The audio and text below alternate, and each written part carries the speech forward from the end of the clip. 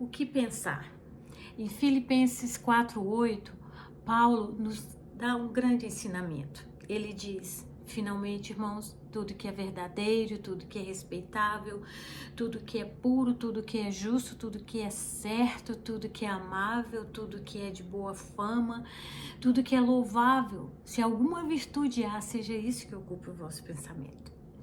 E nós vivemos numa época e nós estamos muito preocupados com o que comemos. Isso é bom, mas nós esquecemos de cuidar da mente. E a maioria das doenças começam na cabeça. É o que eu penso de mim mesmo é que vai determinar quem eu sou. O que eu estou pensando, se eu alimentar, é o que vai me levar a agir de determinada forma, certa ou errada. Por isso a gente tem que ter um cuidado muito grande com aquilo que nós alimentamos. Lutero diz que nós não podemos impedir que os pássaros pousem na nossa cabeça, mas nós podemos impedir que eles façam ninhos. O que é isso? Todo mundo, todos nós, os bons, os ruins, os mais saudáveis, têm pensamentos ruins. A diferença é o que eu acato, o que eu alimento a minha mente. É interessante que o contexto desse capítulo, Filipenses, é a epístola da alegria. E se você for analisar o contexto que Paulo estava, ele estava preso. Naquela época amarrava as mãos aos pés, numa posição muito incômoda, numa cadeia fria. E ele estava nesse ambiente e ele escreveu Filipenses. E por um outro lado, Salomão estava no palácio, um homem rico, sábio, que tinha tudo que o dinheiro podia comprar, e escreveu o livro mais triste da Bíblia, que é Eclesiastes.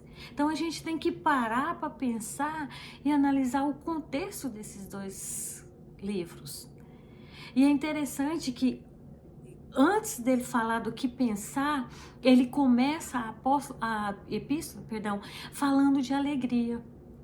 E ele dá um mandamento, assim como ele diz o que pensar, no versículo 8 ele fala do que pensar, mas do 4 ao 7 ele fala sobre a alegria.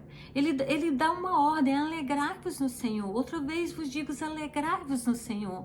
Seja a vossa moderação conhecida de todos, perto está o Senhor. Não andeis ansiosos por coisa alguma. Antes, sejam as vossas orações, as vossas súplicas, as vossas petições, ações de graça diante de Deus. Não andeis ansiosos. Então, o que acontece muitas vezes que nós alimentamos pensamentos ruins? Porque nós alimentamos uma ansiedade dentro de nós. Eu acredito que umas 10 vezes esse capítulo essa semana, porque eu falei: Senhor, fala comigo. E eu creio que o Senhor falou algo, pelo menos para mim, diferente esses dias. Esse capítulo, quando ele vai falar do que pensar, antes ele fala para se alegrar. No final do capítulo, no versículo do 11 ao 13, ele fala de contentamento. Então, há algo que nós temos que aprender aqui. Quer dizer, ele colocou no meio desse capítulo o que pensar. Mas ele começa o capítulo falando de alegria. Você consegue imaginar uma pessoa alegre que tem pensamentos ruins? Não, naquele momento a adrenalina, os hormônios que causam bem-estar estão agindo e você não está com pensamento negativo. Aí talvez você pense: mas como que eu vou me alegrar se está tudo ruim? Paulo não estava no momento bom. Nós não estamos aqui defendendo a bandeira do jogo da Poliana, aquele livro, o jogo do contente, não. A Bíblia diz que nós teremos momentos difíceis, teremos aflições, mas tem de bom ânimo. Eu venci o mundo. Então a nossa postura tem que ser: o que eu estou pensando agora? Paulo estava preso num momento muito triste, de dificuldade, e ele não estava com a cabeça naquele lugar, ele estava com o pensamento no alto. Lá em Jeremias fala, Abacuque fala: mesmo que não haja nada no meu curral, mesmo que a vinha não dê o seu fruto, mesmo que não haja animais, que não haja nada produzindo em volta de mim, eu me alegrarei no Senhor. Eu vou trazer à memória aquilo que me traz esperança. Então o objetivo desse vídeo é trazer você a um contexto, é nos conduzir a: eu vou me alegrar, eu vou começar o meu dia me alegrando, dizendo coisas boas. Até aqui me abençoou o Senhor. E quando você começa a proferir isso, você começa a sentir bem-estar.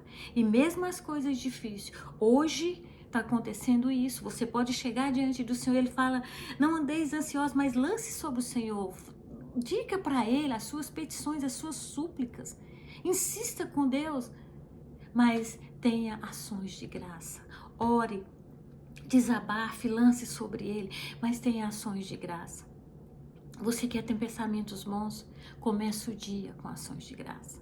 Comece o dia agradecendo a Deus por alguma coisa. Você tem muitos motivos. Se você tem um teto sobre a sua cabeça, se você tem o que comer, você já tem muito. Então comece o dia agradecendo. E quando o pensamento vier, isso não vai dar em nada, eu não vou conseguir, rejeite esses pensamentos. Porque Paulo, ele nos ensina o seguinte: é puro, é respeitável, é de boa fama, é verdadeiro, é amável, vai trazer algum louvor, vai me engrandecer, vai engrandecer o nome de Deus. Então esses pensamentos eu não vou manter. Nós podemos discernir de uma maneira talvez simples, mas muitas vezes passa despercebida no nosso dia a dia. Aquilo que nos põe para baixo normalmente não é de Deus. Mesmo quando Deus nos dá uma palavra dura, aquilo traz paz. Ele fala no versículo 7, perdão. E a paz de Deus, que excede todo entendimento, guardará o seu coração. Há momentos que Deus vai nos exortar, momentos que vão vir palavras que não são exatamente o que a gente quer ouvir, e mesmo que aquilo a princípio nos chateie, mas haverá paz no fim. Porque a gente sabe que a vontade do Senhor é boa, agradável e perfeita. Então o que pensar? Tudo aquilo, todas aquelas vozes do passado, aqueles pais que muitas vezes nos ensinaram coisas erradas, e eles deram o que eles tinham. Infelizmente, nós damos o que nós temos de bom e de ruim. Então deixe para lá, não escute essa voz mais. Renove a mente pela palavra de Deus. Isso vai me levar para frente, isso vai engrandecer, vai trazer o reino de Deus na minha vida. Então eu não vou pensar. Eu não vou deixar que os pássaros façam ninhos. Eu vou rejeitar esses pensamentos antes que eles sejam absorvidos. Porque a Bíblia diz que nós somos o que nós pensamos. O que você pensa hoje, você vai agir mais cedo ou mais tarde. Eu não entendo como muitas pessoas assistem tanto filmes de terror. Eu fico horrorizada, aquelas imagens negativas. Aquilo não traz nada de bom para ninguém. Mas vamos alimentar a mente com a palavra, com o que é bom, com o que é verdadeiro, com o que é justo. Alegre-se no seu dia e você vai ter mais dificuldade em acalentar esses pensamentos ruins. No versículo 11, 12 e 13, ele fala: eu aprendi a estar contente em toda e qualquer situação.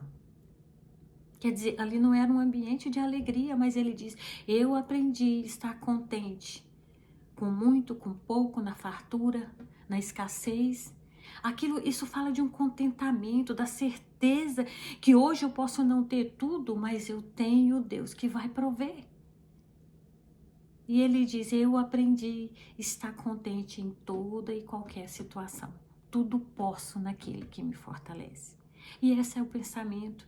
Eu posso tudo naquele que me fortalece. Em momentos difíceis, em momentos de escassez, eu posso tudo naquele que me fortalece.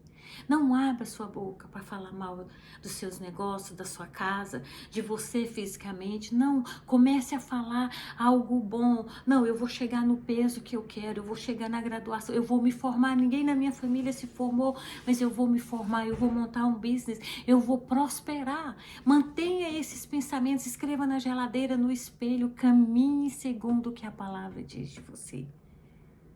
E nós podemos falar como Paulo. Aprendi a estar contente em toda e qualquer situação. E o que está entre esses versículos de se alegrar e estar contente é o pensamento, é o que eu alimento. Alimente coisas boas a respeito de você. Declare coisas boas a respeito da sua família, da sua casa. Porque assim nós vamos ter a vontade de Deus na nossa vida. Porque a vontade do Senhor é boa, agradável e perfeita. E mesmo diante da enfermidade, não declare: não, eu não tenho câncer, não, eu não tenho ansiedade, não, eu não tenho isso. Você vai declarar o contrário. E assim nós veremos que as coisas vão caminhar, que as coisas vão prosperar. Porque tem que começar alimentando o pensamento. Cuide do seu pensamento assim como se cuida do seu corpo. Você não bebe veneno por quê? Porque vai te matar. Então não escute, não caminhe, não absorva aquilo que vai destruir você. Emocionalmente, espiritualmente. Eu sou a Nalva Pires. Se você gostou desse vídeo, dê um like, compartilhe, inscreva-se no meu canal.